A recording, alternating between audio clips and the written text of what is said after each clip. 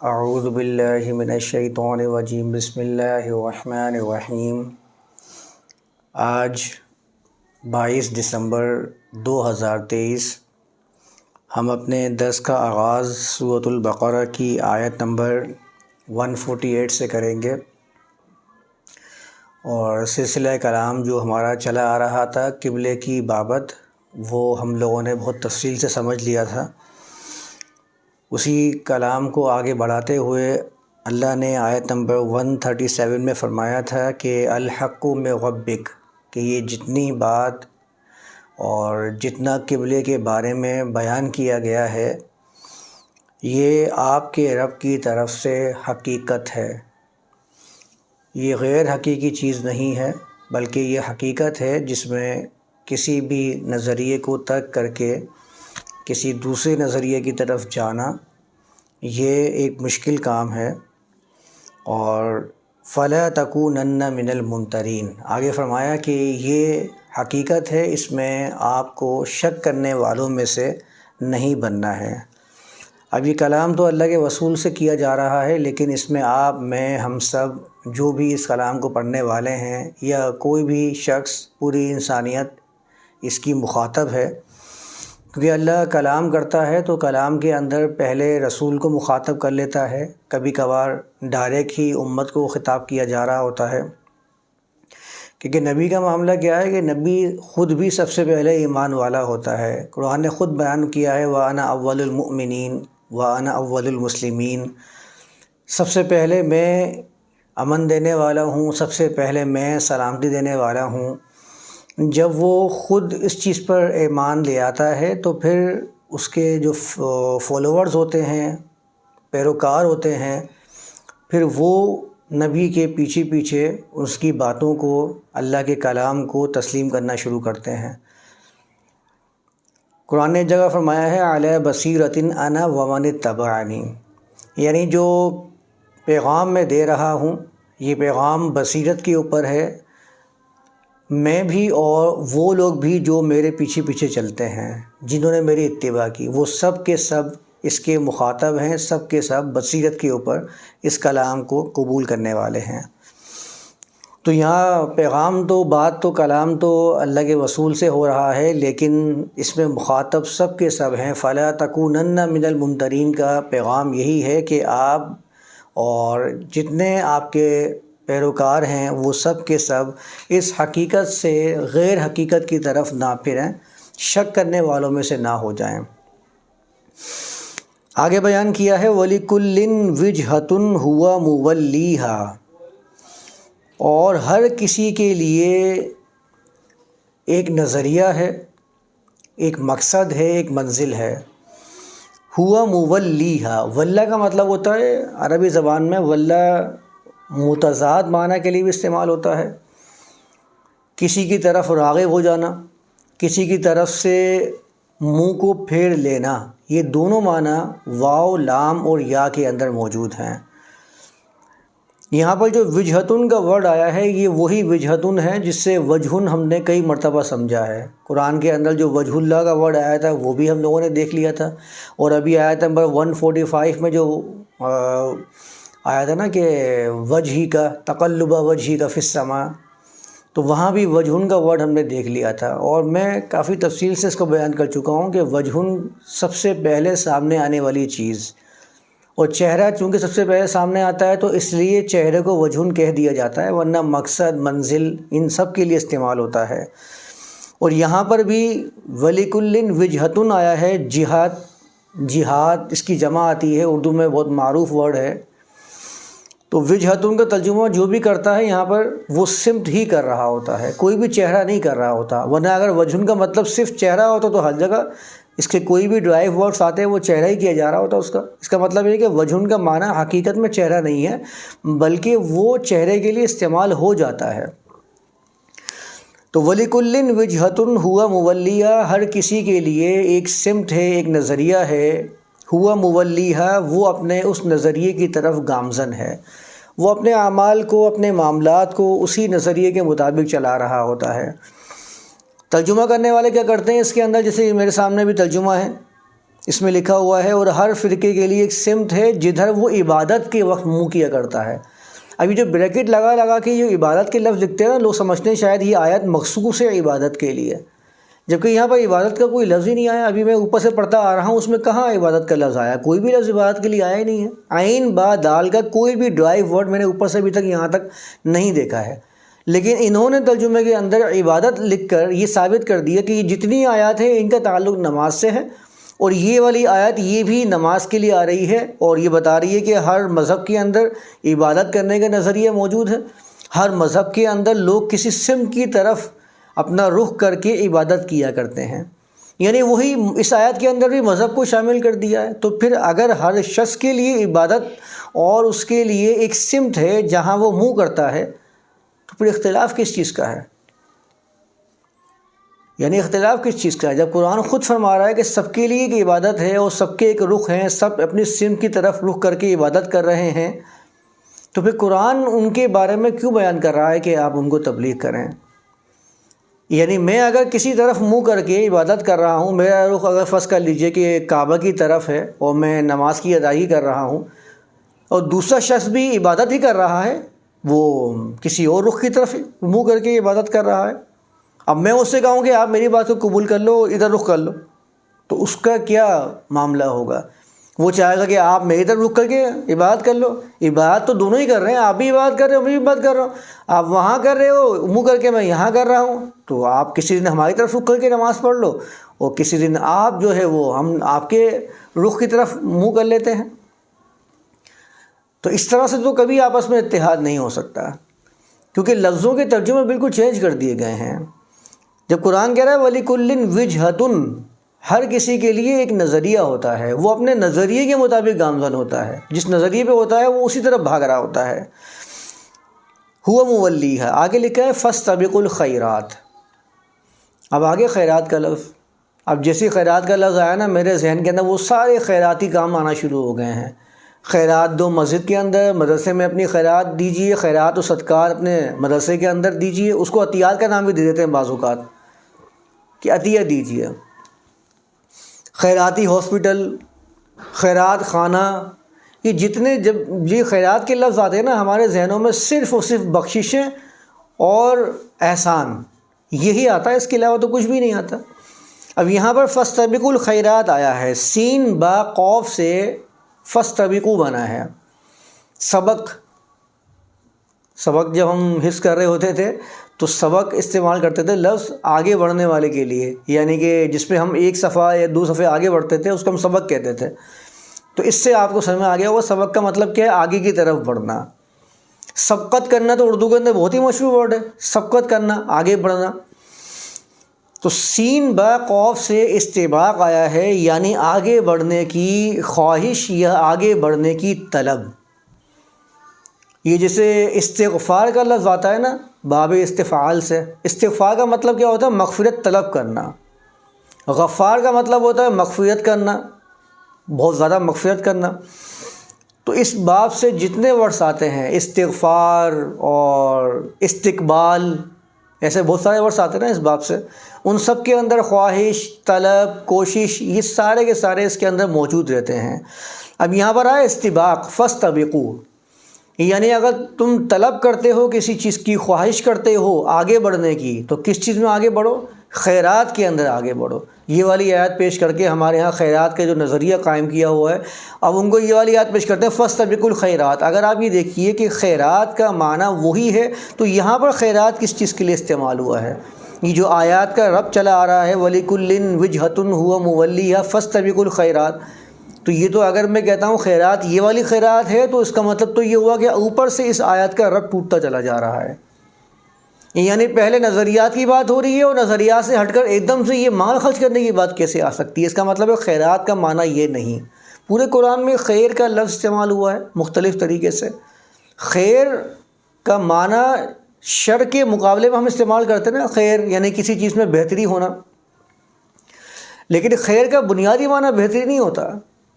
اختیار کا لفظ اگر ہم استعمال کرتے ہیں تو شاید بات سمجھ میں آ جائے گی کہ اختیار ہم کیوں استعمال کرتے ہیں۔ بنیادی معنی اس کا یہی ہوتا ہے۔ جب عربی زبان میں کہتے ہیں خیرہ بین الشیئین، دو چیزوں کے درمیان ایک چیز کا انتخاب کر لینا، چوز کرنے کے لیے، اختیار کرنے کے لیے عربی زبان میں خو، یا اور را کا ورڈ استعمال ہوتا ہے۔ دو چیزوں کے درمیان میں سے جب آپ ایک چیز کا انتخاب کرتے ہیں، وہ چیز وہ ہوتی ہے جو آپ کو زیادہ بہتر نظر آتی ہے ان دو میں سے جو آپ کے سامنے پیش کی گئی ہیں۔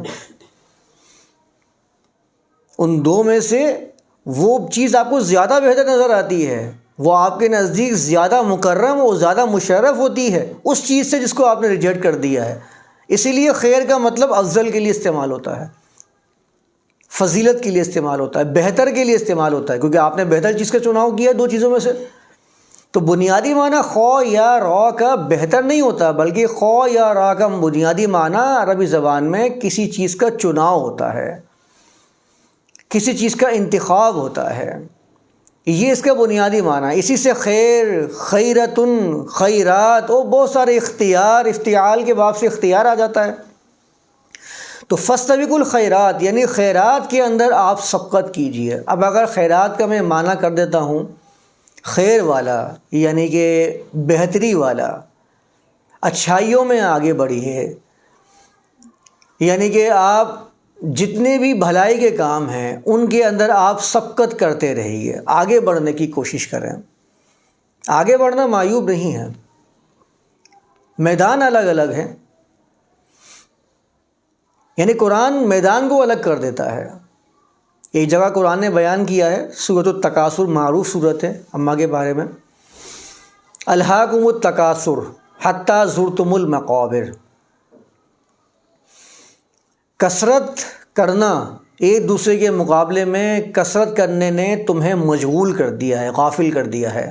حتی زرتم المقابر، یہاں تک کہ تم مقابر تک پہنچ گئے ہو۔ یعنی انسان کسی چیز میں کثرت کا مقابلہ کر رہا ہوتا ہے تو کثرت کا مقابلہ ختم نہیں ہو سکتا۔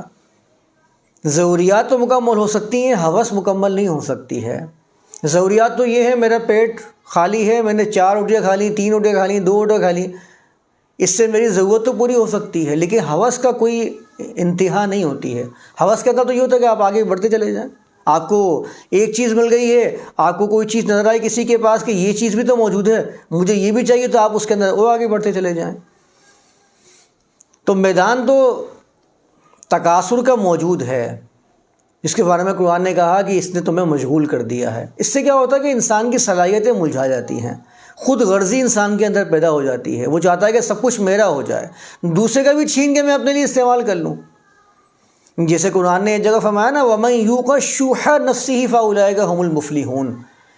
شُحَّ عربی زبان میں اس کو ایسے سمجھ لیجئے، شین ہا کا لفظ عرب کے اندر پانی کا بڑا مسئلہ تھا،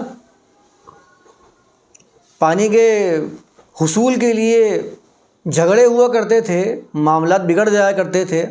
آج بھی دنیا بھر میں پانی کے مسائل تو موجود ہی ہیں، وہ کسی بھی صورت میں ہو، پانی کا مسئلہ تو ہے ہی۔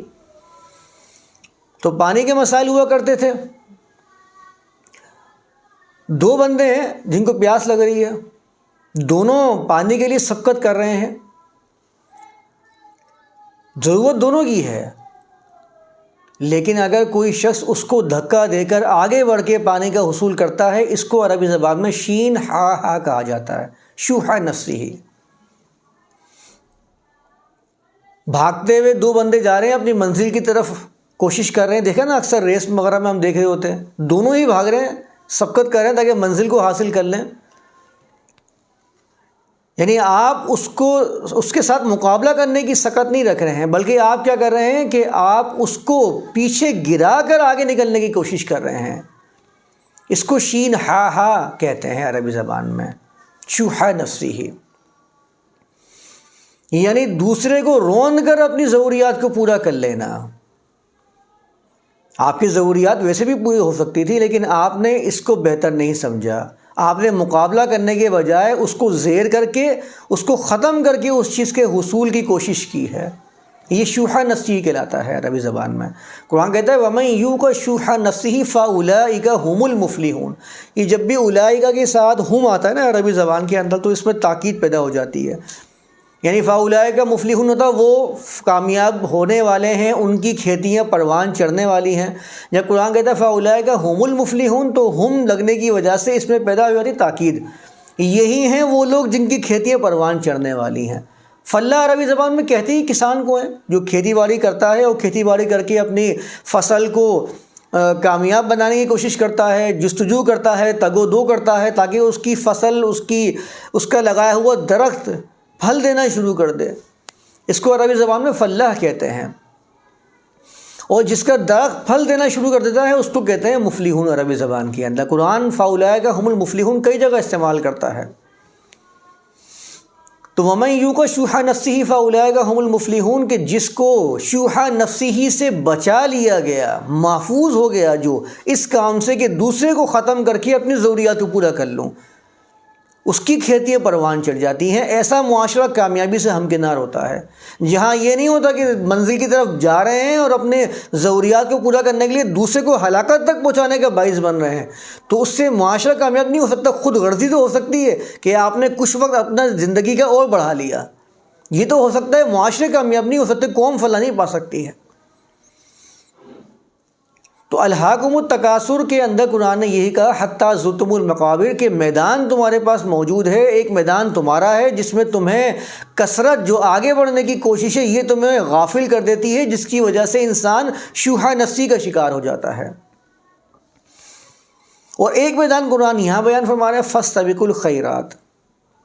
ایک اور جگہ قرآن نے اس کو بیان کیا ہے، یہ سابقو سین با قاف کا لفظ ایک اور جگہ قرآن نے بیان کیا ہے۔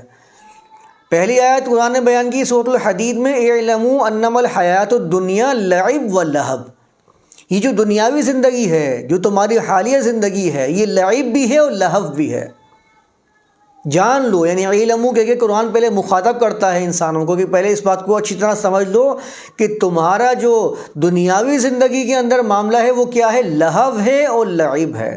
یہ عام طور پر قرآن کے اندر لہو اور لعب بہت استعمال ہوا ہے۔ لہو تو کہتے ہیں کسی چیز کا مشغولیت، جو میں نے ابھی الہاکم التکاثر پڑھا ہے نا، الہاکم کے اندر بھی جو لام ہا ہے نا، یہ وہی ہے الہا، جو لام ہا واو آتا ہے لہون، تو لہون کے ساتھ لعب آیا ہے۔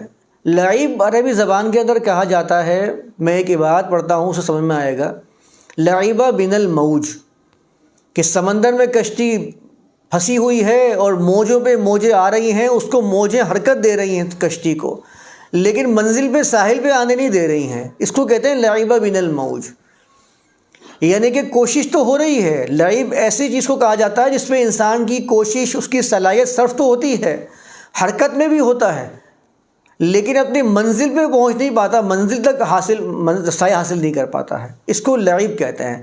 یعنی لہو بھی ہے دنیاوی زندگی، حال کی کوشش، اور لعب بھی ہے، یعنی مشغول بھی کر دیتی ہے لیکن آپ کو منزل تک آنے نہیں دیتی ہے، لیکن آپ اس کے اندر کوشش میں اور جستجو میں لگے رہتے ہیں کیونکہ لعب ہے۔ وزینت، زینت بھی ہے، آپ کو خوشنما بھی نظر آتی ہے کہ دیکھو حالیہ فائدہ مجھے کتنا حاصل ہو رہا ہے۔ مستقبل کا کون سوچتا ہے؟ وہ کون سوچتا ہے کہ میں اگر اپنے پیسوں سے کسی اپنی ریاست کو ٹیکس دے رہا ہوں تو یہ نہیں دیکھے گا ٹیکس کس چیز میں لگ رہا ہے، اس کو ہر چیز تیار چاہیے، لیکن مال بھی اس کے پاس رہے، مال بھی اس کی جیب سے نہ جائے لیکن معاملہ سب کے سب سیٹ رہے۔ یہی تو ہمیں سوچیں کہ ہماری جیب سے جو ہمارا انکم ٹیکس ہے، جو پیسہ ہے وہ بھی اپنی جگہ سیف رہے، لیکن آپ کو روڈ بھی ایسے بنے ہوئے چاہیے جو انٹرنیشنل معیار کے مطابق ہونے چاہیے، آپ کے موٹر وے ہونے چاہیے، ہائی وے سے آپ کا موٹر وے کر دیا جائے، آپ کے روڈوں پہ اسٹریٹ لائٹس لگی ہوں، آپ کے پاس گورنمنٹ کے وہ ہاسپٹلس موجود ہونے چاہیے جہاں پر وداؤٹ فی آپ کو ہر چیز کی سہولت میسر آئے، آپ کے بچے اعلیٰ تعلیمی نظام کے اندر اپنی زندگی گزارے ہوں، اپنا بچپنا گزارے ہوں، لیکن آپ کو فری آف کاسٹ پڑے وہ چیزیں، تو اس کے لیے تو آپ کا ہی تو مال ہے جو گورنمنٹ کے پاس جائے گا۔ جب وہ مال گورنمنٹ کے پاس جائے گا تو ہی تو لوٹ کے آپ کے پاس آئے گا، آپ کے فائدے کا باعث بنے گا۔ تو زینت کیا ہوتی ہے اس کے اندر دنیاوی زندگی میں؟ حال میں خود غرضی کے اندر کہ میں سوچتا ہوں مال بھی میرے پاس رہے گا اور میرے سامنے جو چیزیں آ رہی ہیں وہ بھی اچھی سے اچھی مجھے میسر ہوتی رہیں، یہ ممکن نہیں ہے۔ تو زینت معلوم ہوتی ہے کہ ہاں میرا مال میرے پاس موجود ہے۔ آگے کا لفظ بھی بڑا سمجھنے والا ہے، کہتا ہے وَتَفَاخُرٌ بَيْنَكُمْ۔ اب تفاخر، تکاثر، یہ دونوں کے ورڈ جو ہے نا یہ ایک ہی باب سے آئے ہیں، تفاعل کے باب سے۔ تکاثر کے اندر بھی مابین مقابلہ ہوتا ہے، دو شخصوں کے، دو ٹیم سے درمیان میں مقابلہ ہوتا ہے، دونوں آمنے سامنے آ جاتے ہیں. اور تفاخر کے اندر بھی یہ ہوتا ہے، دو لوگوں کے مابین، دو قبیلوں کے مابین، دو خاندانوں کے مابین فخر کے مقابلے ہو رہے ہیں. کون اونچے خاندان سے ہے اور کون نیچے خاندان سے. میرے جو باپ دادے ہیں انہوں نے تو یہ کام کیا تھا، تمہارے باپ دادا نے کیا کام کیا ہے. ہمارے اسلاف تو اتنے زیادہ اللہ والے تھے، مقرب تھے، یا اس دور کے اندر کتنا آگے تھے، تمہارے خاندان والوں نے کیا کیا ہے. اس کو تفاخر کہتے ہیں، فخر. تو فا، خو اور را، فخر کرنا، تفاخر جو قرآن نے استعمال کیا ہے. عربی زبان کا ایک معاملہ یہ بھی ہے، ہم جانتے ہیں کہ ٹرائبس کے اندر لوگ رہا کرتے تھے، تو گھروں کے اندر جو مویشی وغیرہ پالا کرتے تھے نا، یہی ان کا سرمایہ ہوتا تھا. آج بھی جو ہم دیکھتے ہیں دیہات میں، گاؤں میں، ان کے پاس پورے پورے کھیت بھی ہوتے ہیں جہاں وہ فصلیں اگا رہے ہیں، چاہے سہولیات ہیں یا نہیں ہیں. گھروں میں ایک نہ ایک جانور پالا ہوا ہوتا ہے. آج بھی گائے بندھی ہوئی ہے، بھینس بندھی ہوئی ہے، ان کے پاس مویشی ہوتے ہیں. تو عرب کی زبان کا اگر جائزہ لیں تو یہ بات واضح ہو جاتی ہے کہ ان کے پاس زبان کے استعمال کے لیے وہ جانور موجود ہوتے تھے، ان کے اوپر کوئی الفاظ لاگو کرتے تھے، وہی ان کی روزمرہ زندگی میں استعمال ہو جایا کرتا تھا. تو مویشی ان کے پاس سے، میں کئی معنی بتاتا ہوں نا کہ حکمہ کا معنی کیا ہے. چمڑا کا پٹا گھوڑے کے منہ میں باندھ دینا، یہ اس کا معنی ہے. قرض کا معنی شاید میں نے ڈسکس کیا یا نہیں کیا، کردہ کا معنی ڈسکس نہیں کیا، ابھی آگے آئی آیت تم بیان کروں گا. تو زیادہ مثالیں جو لغت میں ملتی ہیں نا عربی کی، وہ جانوروں کے اوپر انہوں نے اپلائی کر کے اسی کو رائج کیا ہے زبانوں میں. تو فا، خو اور را، فخور، ایسی بکری، ایسے اونٹ یا ایسی گائے کو کہا جاتا تھا کہ جس کے تھن تو ایسا لگتا تھا دور سے کہ بڑے بھرے ہوئے ہیں، دودھ سے پر ہیں، لیکن ان میں دودھ کم ہوتا تھا، اور جتنا ہوتا تھا اس کی دھار بھی پتلی ہوتی تھی. ایسے جانوروں کو فخور کہا جاتا تھا. اب اندازہ لگائیں فا، خو اور را کیا بیان کر رہا ہے. یعنی کہ باہر سے تو بہت نظر آ رہا ہے، اندر میں کوئی دم نہیں ہے. جوہر ذاتی جو ہے وہ بالکل خالی ہے. باہر تو بڑی بڑی باتیں ہو رہی ہیں، باہر دکھاوے کے لیے بہت ساری چیزیں ہیں، تھن بڑے ہیں، لوگ سمجھ رہے ہیں کہ یہ تو بڑا ہی ہے، اندر سے بھی بڑا مال ہوگا اس کے اندر. لیکن جب اندر جا کے دیکھا، داخلی جائزہ لیا، تو داخلی جائزے میں اس کے پاس کچھ بھی نہیں تھا. دھار تھی وہ بھی بہت پتلی، اس میں بھی دم نہیں تھا. اس کو فخور کہتے ہیں عربی زبان کے اندر. اچھا، ایک اور یہ فا، خو اور را سے قرآن کے اندر بھی خلق الانسان من صلصال کالفخار کا لفظ آیا ہے. فخار کا یعنی انسان کو اللہ نے بنایا ہے من صلصال سے، کھنکتی ہوئی مٹی سے، کالفخار جیسے فخار ہوتے ہیں. وہاں بھی فا، خو اور را سے آیا ہے فخار. اب جب فخار کا مزید جائزہ لیا جائے تو فخر، فا، خو اور را ایسے مٹکوں کو کہا جاتا ہے. مٹکے دیکھیں نا کیسے ہوتے ہیں، کیسے ان کے پیٹ بڑے بڑے ہوتے ہیں، اور جب ماریں گے تو کھوکھلے ہوتے ہیں اندر سے. یعنی باہر سے تو بڑے دکھ رہے ہیں، اندر سے خالی، اندر سے کھوکھلے ہیں. ان کو فخار کہا جاتا ہے عربی زبان کے اندر. یہ دیکھیں تفاخر کیا پیغام دے رہا ہے کہ زبانی اور کلامی باتیں بہت ہیں، لیکن اپنے پاس ذاتی حیثیت سے ان کے پاس کوئی چیز موجود نہیں ہے. باہر سے بڑے موٹے ہو کے وہ بھرے ہوئے نظر آ رہے ہوتے ہیں، اندر سے ان کے پاس اپنا کمایا ہوا کچھ بھی نہیں ہوتا. اس کو تفاخر کہتے ہیں. ایک اور معنی بیان کیا ہے عربی لغت کے اندر کہ پچھلے جو گزر چکے ہیں ان کی باتوں کو بیان کر کے اپنے آپ کو بڑا ہی بڑا گمان کر کے گھومنا، پچھلوں کی قصے سنا سنا کے.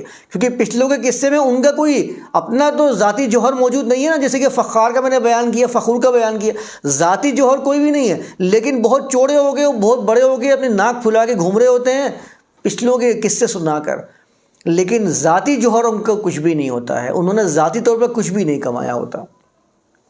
اپنے مال کو جو پیچھے سے چلا آ رہا ہے، اپنے نسب کو جو ان کو وراثت میں چلا آ رہا ہے، اس کو بیان کرنا اور جوہر ذاتی کا کوئی پاس نہ رکھنا، یہ عربی زبان میں فا، خو اور را ہوتا ہے. یہ ہمارے یہاں نہیں ہوتا اپنے اپنے قصے بیان کرتے میں تو فلاں بادشاہ کے گھرانے سے ہوں، میں فلاں اہل بیت کے گھرانے سے ہوں۔ اس میں جوہر ذاتی کیا ہے؟ کچھ بھی نہیں ہے۔ قرآن تفاخر بینکم اس کو بیان کرتا ہے کہ جو دنیاوی حیات ہوتی ہے اس میں کیا ہوتا ہے، وہ تفاخر بینکم، باہر سے جو کچھ دکھائی دے رہے ہو اندر سے کھوکھلے ہوتے ہو، تمہارا صرف یہ کام ہوتا ہے آپس میں۔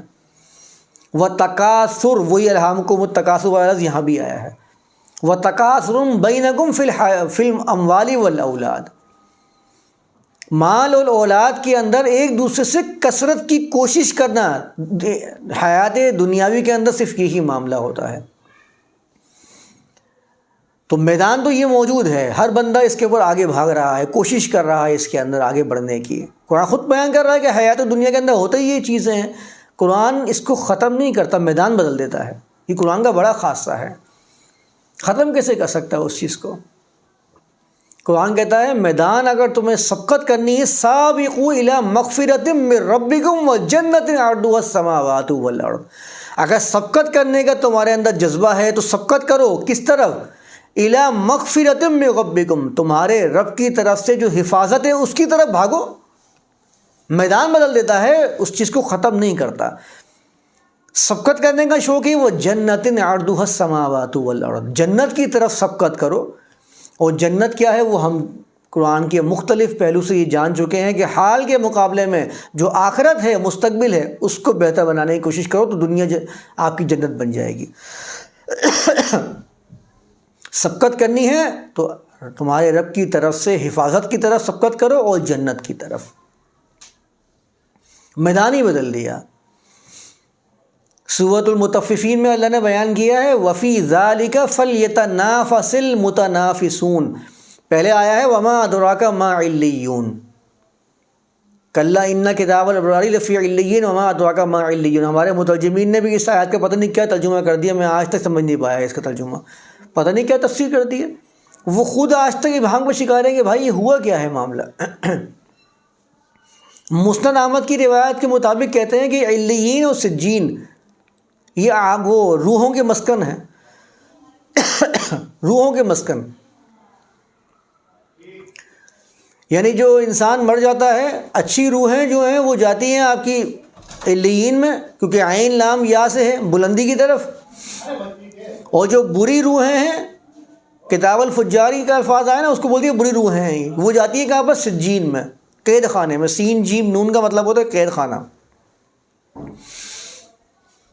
تو اچھی روحوں کا مسکن کہتے ہیں کہ علیین ہے، اور بری روحوں کا مسکن کہتے ہیں کہ وہ سجین ہے۔ تو اس کا ترجمہ انہوں نے علیین اور سجین کا مطلب کر دیا کہ روحوں کے مسکن، جبکہ اگر یہ والی آیت میں پڑھ رہا ہوں، اس آیت کا جائزہ لے لیا جائے، اس میں روحوں کی تو بات ہی نہیں ہے۔ قرآن تو انسان کی روح کی بات ہی نہیں کرتا ہے، قرآن نے تو بات کی ہے کہ ثم سواہ ونفخ فیہ من روحہ، وہ تو اللہ کی روح کی بات کرتا ہے۔ قرآن نے کہیں بھی انسان کی روح کا ذکر ہی نہیں کیا ہے۔ پورے قرآن کا جائزہ لے لیجئے، وہ تو کہتا ہے اللہ نے اپنی روح میں سے روح پھونکی ہے تمہارے اندر، انسان کی تو کوئی روح بنا ہی نہیں ہے۔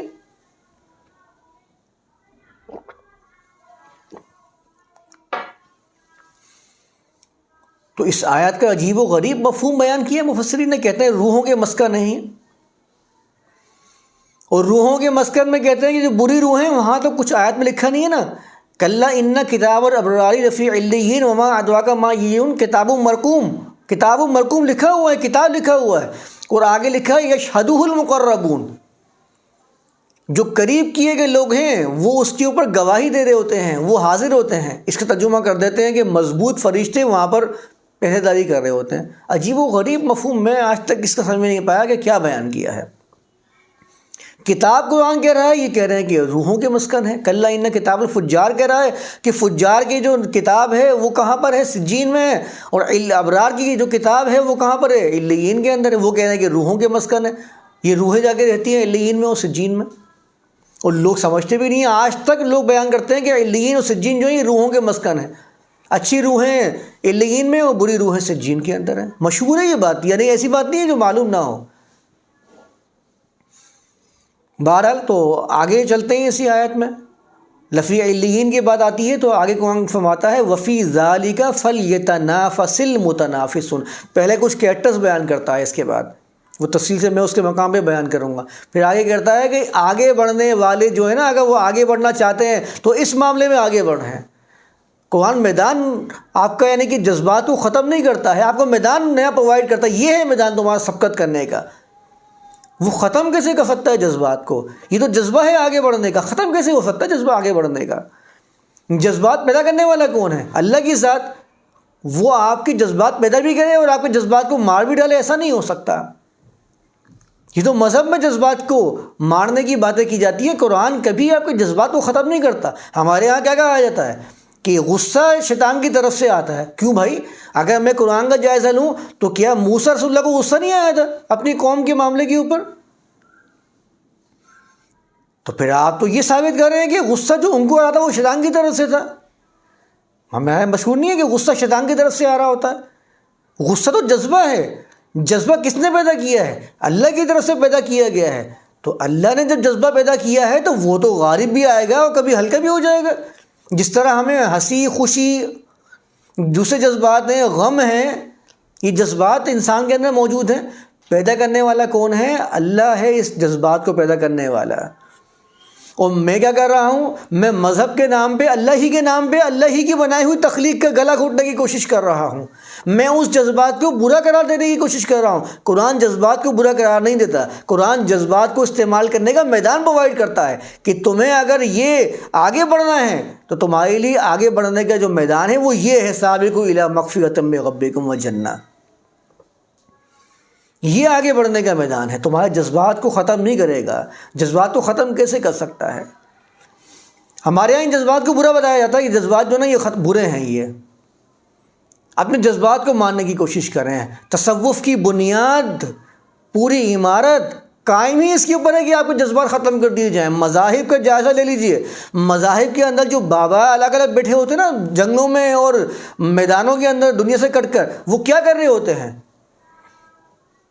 وہ تپسیہ جو کر رہے ہوتے، تپسیہ ہے کیا چیز؟ جو ہمارے ہاں مختلف طریقے سے اعتکاف کے اندر بٹھایا جاتا ہے 10 دن کا، اس میں کیا بتایا جاتا ہے؟ ہمارے ہاں جو خانہ کعبہ کے حج کے موقع پر جو طریقہ کار سمجھایا گیا ہے کہ ایک کپڑا لپیٹ دیا جائے تاکہ جذبات آپ کے مر جائیں، جذبات آپ کے پنپ نہ پائیں۔ گندے بال ہونے چاہیے، نہانے کی اجازت نہیں ہوتی ہے، بیوی کے ساتھ آپ کچھ کام نہیں کر سکتے، دور رہیں گے، تعلق قائم نہیں کر سکتے ہیں اس دن کے اندر۔ اعتکاف کے اندر 10 دن میں آپ کو یہ تعلق قائم نہیں کرنا ہے۔ تصوف کے اندر ہمیں سکھایا جاتا ہے، تصوف میں سب سے تقرب کا جو ذریعہ ہے وہ کیا ہے؟ دنیا کو بالکل کٹ کر دیا جائے اور اپنے جذبات کو اس موت کی گھاٹ پہ اتار دیا جائے۔ جتنا آپ اپنے جذبات کو ماریں گے مذہب کے اندر، اتنا ہی تقرب الہی کے آپ ذریعہ بنتے جائیں گے، حاصل کرتے جائیں گے۔ آپ مجھے خود بتائیے کہ ایک کریٹر کی کریشن کو ختم کر کے، اس کو برا قرار دے کے، اسے برا گمان کر کے میں اس کریٹر کے قریب ہو سکتا ہوں کبھی؟ ایک مصور اپنی تصویر بنا کے آپ کے سامنے پیش کرے اور آپ اس کی تصویر کے اندر برائیاں نکالنا شروع کر دیں کہ یہ برا ہے، یہ تصویر میں یہ اس میں عیب موجود ہے، یہ تو آپ کو اس کے نزدیک برا بنائے گا ہی۔ آپ تو اس سے آگے بڑھ کے کام کر رہے ہیں۔ آپ کیا کر رہے ہیں کہ وہ مصور کی تصویر کو ہی اٹھا کے جلا دیں اور بولیں گے تو ہے ہی خراب، اس کو آگ میں جھونک دیں اور آپ سمجھیں گے اس مصور کے میں قریب ہو جاؤں گا۔ ایسا کیسے ہو سکتا ہے؟ یہ جذبات کبھی نہیں مر سکتے ہیں۔ نفسیات کا جائزہ لے لیجئے، جو نفسیات کے ماہرین ہیں ان سے معلوم کر لیجئے۔ جذبات تو ایک جگہ سے بند کرنے کی کوشش کریں گے، وہ دروازہ نکال کے دوسری جگہ سے باہر نکلنے کی کوشش کرے گا۔ ایسا کیسے ہوتا ہے کہ جذبات ختم ہو جائیں انسان کے اندر سے؟ یہ جذبات کچھ بھی ہو سکتے ہیں، یہ شہوانی جذبات ہو سکتے ہیں جو مرد اور عورت کے درمیان میں ہوتے ہیں، یہ خوشی اور غمی کے جذبات ہو سکتے ہیں۔ قرآن جذبات کو نہیں مارتا، جذبات کے لیے میدان پرووائڈ کرتا ہے۔ یعنی ہم اللہ کی تعریف اور حمد و ثنا بھی کرے جا رہے ہیں اور اس کے جذبات کو برا بھی کیے جا رہے ہیں کہ اس نے جو جذبات بنائے ہیں یہ برے ہیں۔ اپنے جذبات کو کنٹرول کرو۔ آپ جذبات کو ختم کر دیں گے، آنکھوں سے دیکھنے والا کن آنکھوں سے دیکھے گا۔ آپ کیسے روکیں گے اس کو؟ آپ جذبات کو ختم کر دیں گے، اس کو بتائیں گے کہ یہ جو عورت ہے یہ تمہارے لیے سب سے بڑا فتنہ ہے، جتنا اس کو سامنے بتاتے رہیں گے وہ اتنا ہی اس کو دوسرے طریقے سے اپنے جذبات کو پورا کرنے کی کوشش کرے گا۔ یہ حقیقت بتا رہا ہوں یہ بات۔ ان معاشروں میں جگہ جا کر دیکھ لیجئے جہاں پر ان چیزوں کی قید نہیں ہے، وہاں پر عورتیں مرد کی نظروں سے محفوظ ہیں، کیونکہ مذہب کے اندر جب بھی جذبات کی بات آتی ہے پہلا جو وار ہوتا ہے وہ عورت کے اوپر ہوتا ہے۔ آپ مذہبی کتاب کے اندر اٹھا کر پڑھ لیجئے، بنیادی جو جھگڑا ہوگا وہ عورت کے اوپر ہوگا، کیونکہ روایات کے اندر یہ ثابت کر دیا ہے کہ انسان کو، آدم کو جنت سے نکلوانے والی عورت ہی تھی۔ روایات میں، مسند احمد کی روایات میں یہ ثابت کر دیا ہے کہ سب سے پہلا جو کھانا سڑا وہ کس کی وجہ سے سڑا؟ بنی اسرائیل کی وجہ سے، اور سب سے جو دھوکہ ہوا ہے وہ عورت کی وجہ سے ہوا ہے۔ اگر عورت نہیں ہوتی انسان کے اندر دھوکے بازی ہوتی ہی نہیں، اگر عورت نہیں ہوتی انسان تو جنت میں ہوتا، آج دنیا میں آتا ہی نہیں۔ تو پہلا وار جب بھی جذبے کی بات آتی، پہلا وار عورت کے اوپر کیا جا رہا ہوتا ہے۔ سارے جذبات ان کی عورت کے ساتھ ہی لگے ہوئے ہیں کہ عورت کے چہرے کی طرف دیکھنا یہ آپ کے جذبہ ہے، آپ دیکھ رہے ہوتے ہیں۔ وہ کہتے ہیں نہیں ہے، عورت کی طرف دیکھنا حرام ہے۔ وہ کن آنکھیوں سے دیکھ رہا ہوتا ہے، دیکھتا ضرور ہے، آپ جذبات کو مار کیسے سکتے ہیں؟ وہ کسی بہانے سے دیکھ لے گا، کیونکہ آپ اس کو قید کرنے کی کوشش کر رہے ہیں۔ آپ قید کیسے کر سکتے ہیں اس کو؟ یہ جذبہ تو اللہ کا پیدا کیا ہوا ہے کہ مرد عورت کی طرف دیکھتا ہے، عورت مرد کی طرف مائل ہوتی ہے۔ میں بتا رہا ہوں، جن معاشروں کے اندر عورتوں کو دیکھنا یہ معیوب نہیں سمجھا جاتا، وہاں پر عورتیں اپنے آپ کو مردوں کی موجودگی میں محفوظ گمان کر رہی ہوتی ہیں، اور جن معاشروں میں ایسی قیود لگا دی جاتی ہیں وہاں پر عورت مردوں کی موجودگی میں اپنے آپ کو غیر محفوظ گمان کر رہی ہوتی ہے۔ وہ سمجھتی ہے کہ یہ تو وحشی ہے جو مجھے دیکھے جا رہے ہیں، کھا جانے والی نظروں دیکھے جا رہے ہیں۔ اور جن معاشروں میں مردوں کے ہوتے ہوئے عورتیں اپنے آپ کو غیر محفوظ گمان کریں تو یہ عورت کے نہیں، مرد کے اوپر تھپڑ ہونا چاہیے۔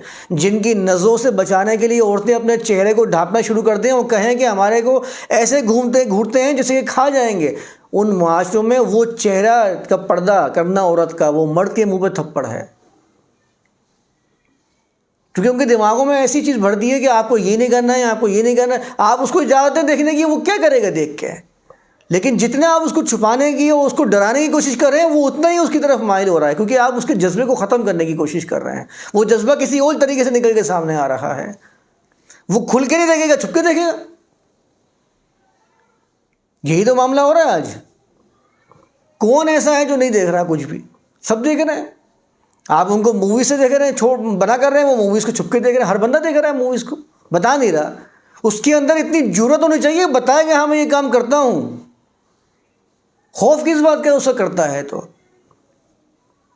میں نے کئی جگہ یہ منظر دیکھے ہیں جو اپنے آپ کو مذہبی کہتے ہیں اور بڑے باتیں کرتے ہیں کہ یہ عورت سے بچنا چاہیے، عورتوں کا فتنہ ہے اور یہ ہے اور وہ ہے، یہ جذبات کو ختم کر دینا چاہیے، یہ جذبات جو ہیں یہ انسان کو بہکا دیتے ہیں، فتنے کا باعث بنتے ہیں۔ ان کو باقاعدہ میں نے دیکھا ہے کہ کن آنکھیوں سے میں نے ان کو دیکھا ہے، وہ عورتوں کو دیکھتے ہوئے، اور عجیب و غریب انداز سے دیکھتے ہوئے میں نے ان کو نوٹ کیا ہے۔ تو ایسا کیسے ہو سکتا ہے کہ آپ خالق کائنات جس نے آپ کو تخلیق کیا ہے، آپ کے اندر جذبات تخلیق کیے ہیں، آپ اس کے تخلیق کا مذاق اڑائیں، آپ اس کے تخلیق کو ختم کرنے کی کوشش کریں اور اس کی حمد و ثنا بھی کرتے رہیں۔ حمد و ثنا کس بنیاد پہ کر رہے ہیں آپ؟ اس کی کریشن کی بنیاد پہ کر رہے ہیں نا۔ اس کریشن کے اندر کے جذبات نہیں آتے ہیں۔ اگر جذبات آتے ہیں تو یہ آپ کی حمد و ثنا اس جذبات کے لیے بھی ہی ہے۔ ایسا نہیں ہو سکتا کہ آپ اس کے بنائے ہوئے جذبات کو غلط قرار دیں اور اس کی تعریف و تقدیس کے بھی داعی بنتے رہیں کہ ہم اس کی تعریف و تقدیس کرتے ہیں، اس کی حمد کے ہم معترف ہیں۔ حمد کا تو مطلب ہی ہوتا ہے کسی کریٹر کی کریشن کا دل کے اوپر اتنا گہرا اثر ہو جانا کہ آپ اس کے معترف ہو جائیں، ایسی قدر آپ کے دل کے اندر پیدا ہو جائے اس کی تخلیق کو دیکھنے کے بعد۔ تو قرآن کیا کرتا ہے؟ قرآن جذبات کو ختم نہیں کرتا ہے، قرآن آپ کے جذبات کے لیے تعمیری میدان پرووائڈ کرتا ہے۔ دیکھو، اگر تمہیں کرنا ہے تو تعمیری کام کرو، اگر تم حال کے پیچھے پڑو گے تو حال میں تمہارا معاشرہ برباد ہوگا۔ جو میں نے ابھی آیت پڑھی ہے، اعلموا انما الحیات الدنیا حیات دنیا یعنی دنیاوی زندگی، مطلب آپ کا حال، اگر حال کے پیچھے چلتے رہیں گے تو آپ کا معاملہ خراب ہو جائے گا۔ آپ کو کس لیے بھاگنا ہے؟ سابقوا الی مغفرۃ من ربکم۔ مغفرت کا مطلب یہ حفاظت کے ہوتے ہیں، میں پہلے بھی بیان کر چکا ہوں نا، تمہارے رب کی طرف سے مغفرت۔ اس کو بھی اٹھا کے وہ مرنے کے بعد کی زندگی پہ لے جاتے ہیں کہ مرنے کے بعد مغفرت ملے گی اور جنت ملے گی۔ تو قرآن یہاں کیا بیان کر رہا ہے پھر؟ سابقوا الی مغفرۃ، یعنی کہ ایک شخص اس میدان کو تبدیل کر کے دوسرا میدان اختیار کرتا ہے، اس میدان میں کوشش کرتا ہے، نتیجہ کچھ بھی نہیں آ رہا، تو آپ مجھے بتائیے وہ میدان چھوڑ کے واپس یہاں نہیں آئے گا؟ وہ کہے گا یہاں نتیجہ نظر آ رہا کم سے کم مجھے دنیا کے اندر، اس کو لے جاتے ہیں مرنے کے بعد کی زندگی پہ۔ قرآن یہی بتا رہا ہے کہ اگر تم یہ حال کو چھوڑ کر مستقبل کی کوشش کرو گے تو کیا ہوگا؟ مغفرۃ من ربکم۔ جب بھی قرآن ربکم کہتا ہے یا اللہ کا لفظ استعمال کرتا ہے خاص طور پہ ریاست کے معاملات کے اندر، دنیاوی قوانین کے اندر، تو یہ بات ذہن نشین رکھنے والی ہے کہ وہاں پر مراد اللہ کا قانون اور اللہ کے قانون کو نافذ کرنے والے وہ ریاستی ادارے ہوتے ہیں۔ جب قرآن کہتا ہے من ذا الذی یقرض اللہ، کون ہے جو اللہ کو قرض دے گا، یہاں کوئی مراد لیتا ہے کہ اللہ کو قرض دیا جا رہا ہے؟ وہاں سب یہ مانتے ہیں کہ اللہ کو قرض دینے سے مراد کیا ہے؟ اللہ کے راستے میں، یعنی کہ ریاست کے لیے آپ اپنے مال کو دیں۔ تو مغفرۃ من ربکم کا مطلب کیا ہوا؟ تمہارے رب کی طرف سے حفاظت، یعنی تم اپنے مال کو، اپنی کوششوں کو مستقبل کی طرف لے کر جاؤ گے تو یہی ریاست جو تمہارے حفاظت کرنے والی ہے وہ تمہاری بہترین محافظ بن جائے گی، تو محفوظ ہو جاؤ گے۔ اور جنت کا تو ہم پہلے بھی ڈسکس کر چکے ہیں، جنت کیا ہوتی ہے، کہ آپ کا مستقبل تابناک ہو جائے گا۔ وَلِكُلٍّ وِجْهَةٌ هُوَ مُوَلِّيهَا، ہر کسی کے لیے ایک نظریہ ہے، ایک کوشش ہے، ایک مقصد ہے جس کی طرف وہ بھاگا چلا جا رہا ہے۔ تو بھاگنا ہے تو فَاسْتَبِقُوا الْخَيْرَاتِ، آزادیوں کی طرف بھاگو۔ خیرات کا مطلب آزادی۔ جیسے میرے سامنے دو چیزیں آ گئی ہیں، دو چیزوں میں سے میرے پاس فل آزادی ہے، میں کس کو بھی چوز کروں۔ اب یہ میرا اپنا جو چناؤ کا معاملہ ہے کہ میں چنتا کس کو، جو سب سے بیسٹ ہو اس کو چنتا ہوں، تو یہ میرے لیے آزادی ہو گئی ہے۔ تو خیرات کا مطلب آزادیاں بھی ہوتی ہیں، آزادیوں کے اندر بھاگتے چلے جاؤ، سبقت کرتے چلے جاؤ۔ جتنا تم آگے بڑھتے چلے جاؤ گے، ترقی کرتے جاؤ گے، تمہاری راہیں کھلتی چلی جائیں گی، تم اور آزاد ہوتے چلے جاؤ گے۔ پہلے زمین پر پیدل چلتے تھے، جانوروں کی مرضی کے مطابق چلتے تھے، جانور کی مرضی نہیں ہے، اڑ گیا وہ، گرا دیا آپ کو اس نے، اب آپ کو اس پہ محنت کرنی پڑ رہی ہے۔ پھر تم نے اپنی آزادیوں میں سبقت کرنے کی کوشش کی تو اتنا آگے بڑھتے چلے گئے کہ آج تم نے گاڑیاں اور بائکس ایجاد کر لی ہیں جو تمہاری مرضی کی محتاج ہیں، اپنی مرضی کچھ نہیں ہے ان کی۔ پہلے جانوروں کی مرضی ہوتی تھی کہ نہیں جا رہا تو نہیں جا رہا، اڑ گیا ہے، لے کے جا تو مجھے اب۔ یہ ہے آزادی، فاستبقوا الخیرات، آزادیوں میں آگے بڑھتے چلے جاؤ، پھر دیکھو تمہارے لیے کتنے معاملات، کتنے مواقع میسر ہوتے رہیں گے۔ پہلے تم گاڑیوں پہ اور بائکوں پہ چلا کرتے تھے، تمہارے خواب تھے، تم دیکھا کرتے تھے کہ فضاؤں کے اندر بھی چیزیں چل رہی ہوتی ہیں، پھر تم نے اور اپنے اس معاملے کو آگے بڑھایا اور آزادیوں میں آگے بڑھتے چلے گئے، تو آج تم فضاؤں کے اندر گھومتے ہوئے نظر آتے ہو۔ اور ابھی یہ سلسلہ روکا نہیں ہے، ابھی تو یہ اور آگے بڑھے گا۔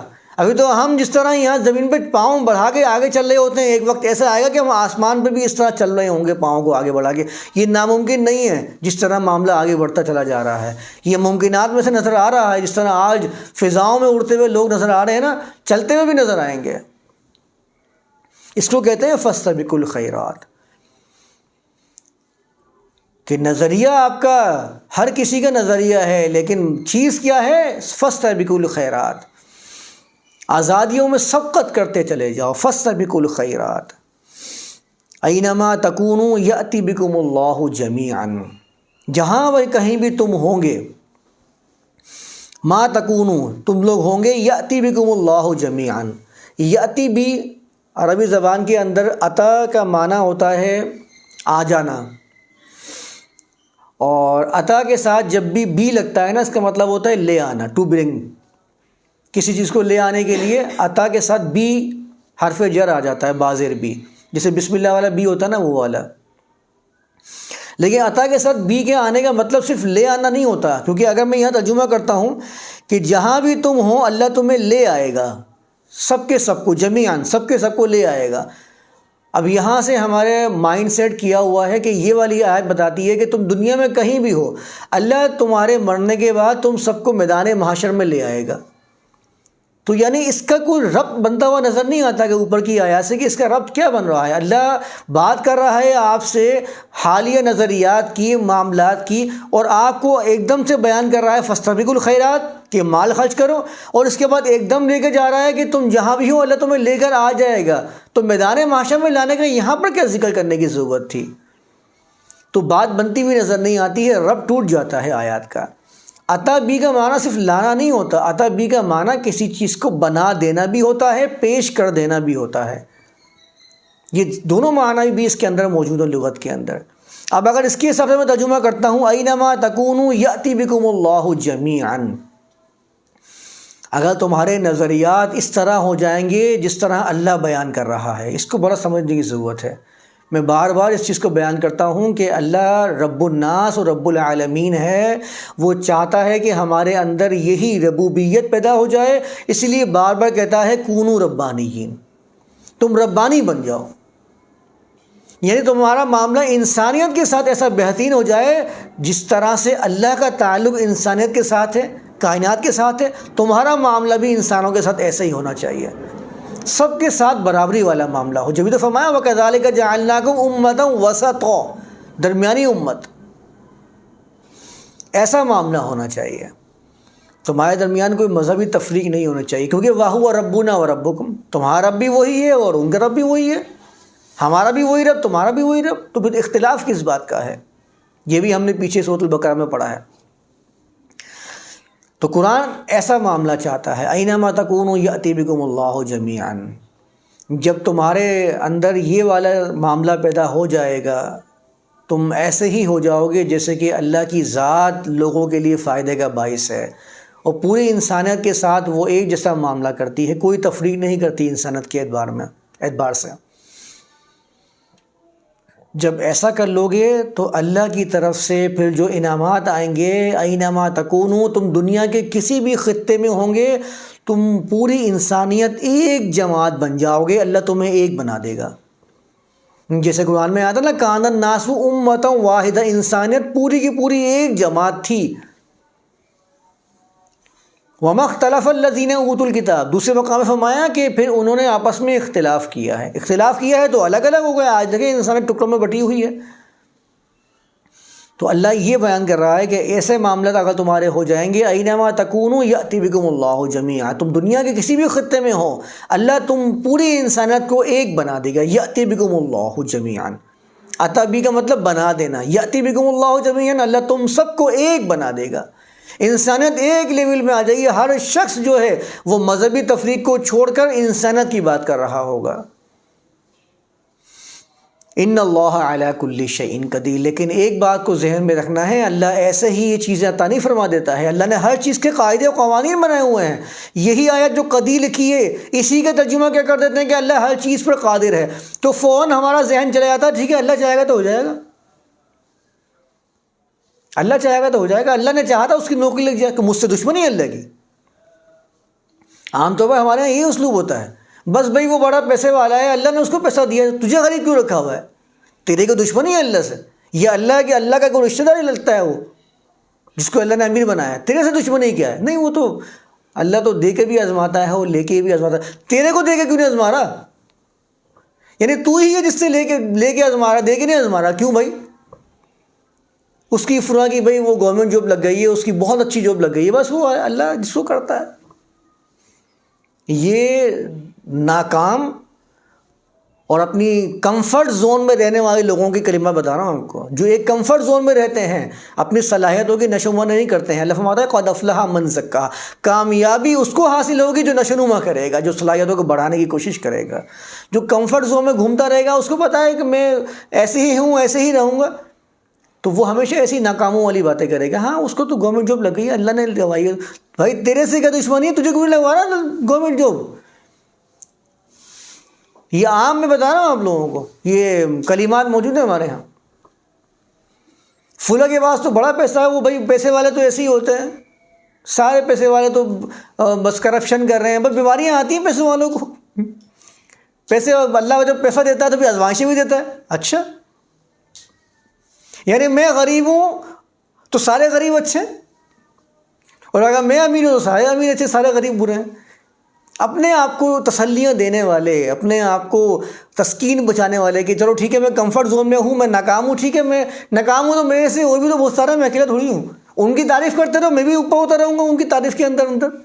اور جو مجھ سے اوپر ہے جن کے جیسے بننے کی میں خواہش کرتا ہوں، میں بہت، میرے دل کے اندر حسد ہے کہ میں ان جیسا بن جاؤں. میں جلتا ہوں ان کی چیزیں دیکھ کے، یار دیکھو اس کے بعد کیسا ہے، لیکن میں اوپر سے اعتراف نہیں کرتا، کیونکہ میرے جذبات کو ختم کرنے کے لیے مذہب والوں نے یہ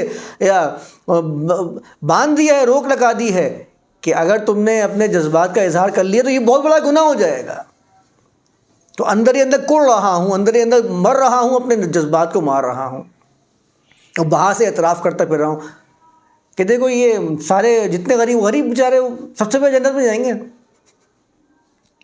70,000 سال پہلے جنت میں غریب جائے گا. اچھا، اور جو امیر جو حج کر رہا ہے، صدقے دے رہا ہے، اس کی فضیلت ہی بیان کر رہے ہیں آپ.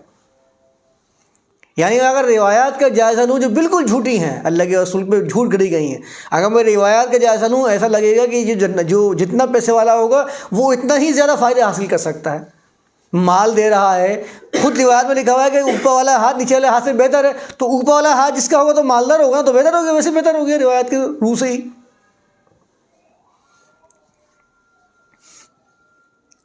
وہ کعبے میں جا کے نماز ادا کر رہا ہے، اس کی 1,000 نمازیں میں یہاں سجدوں میں گر گر کے میری جو ہے وہ سجدے کی وجہ سے میری کھال کا کلر چینج ہو گیا ہے، ناک میری بالکل بدل گئی ہے، پہلے پتہ نہیں کیسے تھی، آج عجیب نظر آ رہی ہے. موٹے موٹے نشان ہو گئے، اس کے بعد کچھ لوگوں کے نشان بن جاتے ہیں نا، ناک کے اوپر بھی اور ماتھے کے اوپر بھی.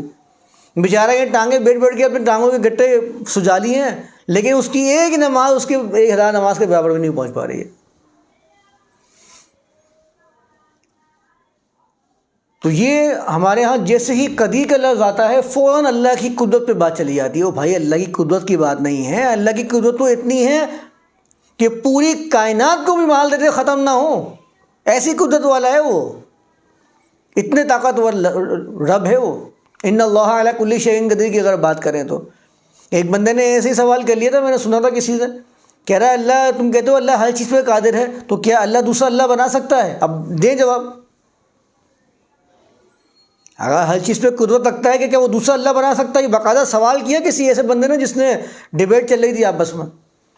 دے جواب. اسے آپ ترجمے غلط کرتے تو پھر معاملہ سامنے یہی آتے ہیں، اشکال پیش کرتے ہیں لوگ. قرآن کہتا ہے کہ تمہیں فاستبقوا الخیرات کرنی ہے، آزادیوں میں آگے بڑھنا ہے، سبقت کرنی ہے، لیکن اس بات کو یاد رکھو ہر چیز کا پیمانہ ہوگا. ان اللہ علی کل شیء قدیر، ہر چیز کو اللہ نے پیمانوں کے اندر قید کیا ہوا ہے، ہر چیز کے اوپر اس نے ایک تقدیر مقرر کی ہوئی ہے، جس کو فرماتا فقدرنا فنعم القادرون. ہم نے ہر چیز کے پیمانے تیار کیے ہوئے ہیں اس کائنات کے اندر. تمہارے لیے کوشش تو رکھی ہوئی ہے، لیکن ہر چیز کا ایک نہ ایک نتیجہ ہوگا. یہ نہیں ہو سکتا کہ تم موضوعاتی طور پر بہت زیادہ آگے بڑھنے والے بن جاؤ. ہمارے یہاں تو پہلے موضوعات اور کرامات جس کو کہہ دیتے ہیں، موضوعات تو خیر وہ نہیں کہتے، ان کے لیے باباؤں کے لیے کرامات کہہ دیتے نا. ہمارے یہاں تو پہلے کرامتی بابا بغیر ہوائی جہاز کے بغیر چیزوں کے اڑتے رہے ہیں پہلے بھی. ان کے لیے تو کوئی پیمانہ نہیں تھا، وہ بس جا رہے ہیں، چلتے تھے اڑنا شروع کر دیا، چلتے چلتے سمندر میں چلنا شروع کر دیا. ایسی بہت ساری کہانیاں ہیں ہر مذہب کے اندر. اللہ نے فرمایا ان اللہ علی کل شیء قدیر.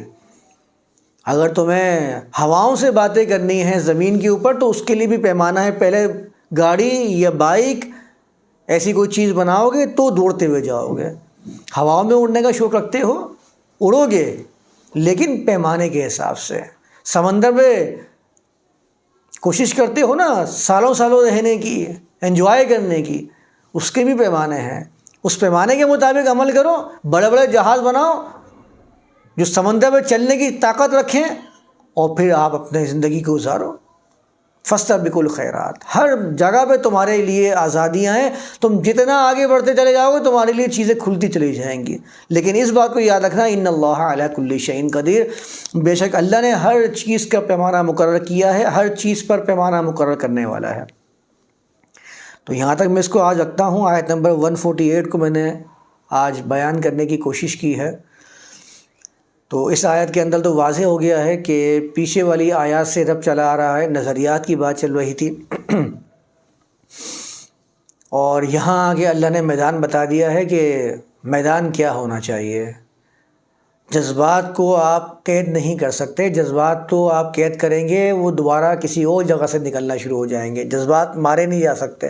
جو دفن کرنے کی بات کرتے ہیں کہ ہم نے جذبات کو دفن کر دیا ہے، وہ دفن نہیں ہوتے ہیں، وہ کہیں نہ کہیں دبے ہوئے ہوتے ہیں جو بعد میں نکل کے سامنے آتے ہیں۔ اور نفسیات والے یہ بھی کہتے ہیں کہ جب دوبارہ نکل کے سامنے آتے ہیں تو وحشی بن کے سامنے آتے ہیں، درندگی کا سامنا کرنا پڑتا ہے۔ پھر میں آپ کو کیا کہہ رہا تھا کہ اگر آپ جذبات کو ختم کریں گے تو پھر عورت مردوں کی موجودگی میں ان مردوں کو وحشی درندے گمان کر دی ہے کہ کھا جائیں گے جیسے کہ مجھے یہ لوگ۔ اور جن علاقوں میں، جن معاشروں کے اندر یہ ان چیزوں کی پابندیاں نہیں ہیں، وہاں پر عورت اپنے آپ کو محفوظ گمان کرتی ہے، چاہے وہ مردوں کے درمیان میں ہو یا عورتوں کے درمیان میں ہو۔ ہمارے یہاں پردہ کیوں چہرے کو ڈھانپنے کی ضرورت کیوں پیش کر پا رہی ہے؟ مجھے ایک نے کہا کہ میں اپنے چہرے کو میں نے ڈھانپنا شروع کیا ہے۔ آپ نے ایک بیان میں کہا تھا کہ چہرے کو ڈھانپنا قرآن میں ذکر نہیں ہوا۔ میں نے ابھی ہی چند دن پہلے چہرہ ڈھانپنا شروع کیا تھا۔ اور میں نے ڈھانپنا کیوں شروع کیا تھا؟ انہوں نے مجھ سے کہا میں نے ڈھانپنا اس لیے شروع کیا تھا کہ لوگ اس طرح دیکھتے ہیں، اس طرح گھورتے ہیں کہ اچھا محسوس نہیں ہوتا ہے، تو اس لیے میں نے اپنے چہرے کو ڈھانپنا شروع کیا۔ اب آپ بتائیے، یہ تو آپ کے مردوں کے منہ پر تھپڑ ہے، اس عورت کا اپنے چہرے کو ڈھانپ لینا، یعنی آپ سے اپنے آپ کو چھپا لینا۔ ہم کسی کے بارے میں کیا گمان کرتے ہیں کہ اگر مجھے اس سے چھپنا پڑ جائے تو کیا گمان کرتے ہیں کہ میں غیر محفوظ ہوں، اگر مجھے اس سے بچنا پڑا ہے، اس سے چھپنا پڑا تو میں اس سے سیکیور نہیں، میں غیر محفوظ ہوں۔ تو ہمارے معاشروں میں، ایسے معاشروں میں جہاں پر جذبات کو قید کیا جاتا ہے، وہاں پر عورت اگر مرد سے چھپ رہی ہے تو مرد سے وہ غیر محفوظ ہے، وہ محفوظ نہیں ہے۔